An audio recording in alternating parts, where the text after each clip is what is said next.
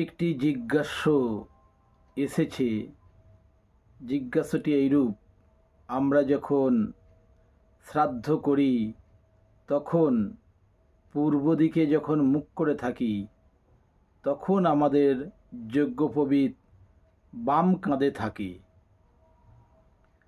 অথচ আমরা যখন দক্ষিণ দিকে মুখ করে পিণ্ডদান করি তখন আমাদের যজ্ঞোপবীত দক্ষিণ স্কন্ধে থাকে, অর্থাৎ ডান কাঁধে থাকে। এটির কারণ কি? এই সম্পর্কে জিজ্ঞাসাটি এসেছে। এবং আরও একটি জিজ্ঞাসা এসেছে, আমরা এই যে দৈব কার্য বা পিতৃকার্য, এখানে কিরূপ দূর্বা ব্যবহার করব। প্রথমেই আমি আসব যজ্ঞোপবীতের বিষয়টি। প্রথমেই বলবো সেটি হচ্ছে,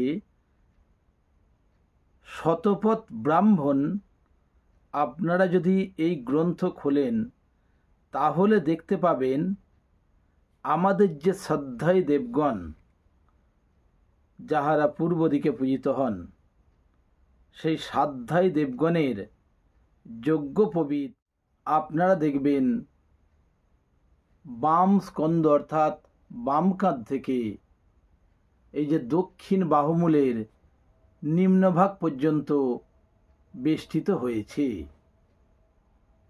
অতএব দেবতাদের আমরা কি দেখতে পাচ্ছি?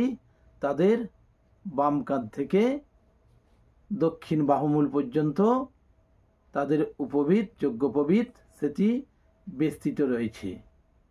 এই জন্য পূর্ব দিকে আমরা যখন কর্ম করি তখন আমাদের যজ্ঞোপবীত থাকে বাম স্কন্ধে। ঠিক একইভাবে পিতৃগণের ক্ষেত্রে যজ্ঞোপবীত থাকে দক্ষিণ স্কন্ধে, বাম বাহুমূল পর্যন্ত। দক্ষিণ স্কন্ধ থেকে ডান কাঁধ থেকে বাম বাহুমূল পর্যন্ত। অর্থাৎ যখনই আমরা সেখানে পিতৃগণের কাজ করতে যাচ্ছি দক্ষিণ দিকে মুখ করে, তখনই আমাদের যজ্ঞোপবীত ঘুরিয়ে নিতে হচ্ছে। এই কারণেই আমরা যজ্ঞোপবীত ঘুরিয়ে নিই, কারণ এই দিক থেকে দেবতাদের যজ্ঞোপবীত আমরা দেখতে পাই, যেটি পূর্ব দিকে আমরা কাজ করি, এবং পিতৃগণের যজ্ঞোপবীত আমরা দক্ষিণ স্কন্ধ থেকে দেখতে পাই। ঠিক এই জন্যই আমাদের এই যজ্ঞোপবীতটা এই শ্রাদ্ধের ক্ষেত্রে একটি কাঁধ থেকে আরেকটি কাঁধ পর্যন্ত নিয়ে যাওয়ার বিষয়টি রয়েছে।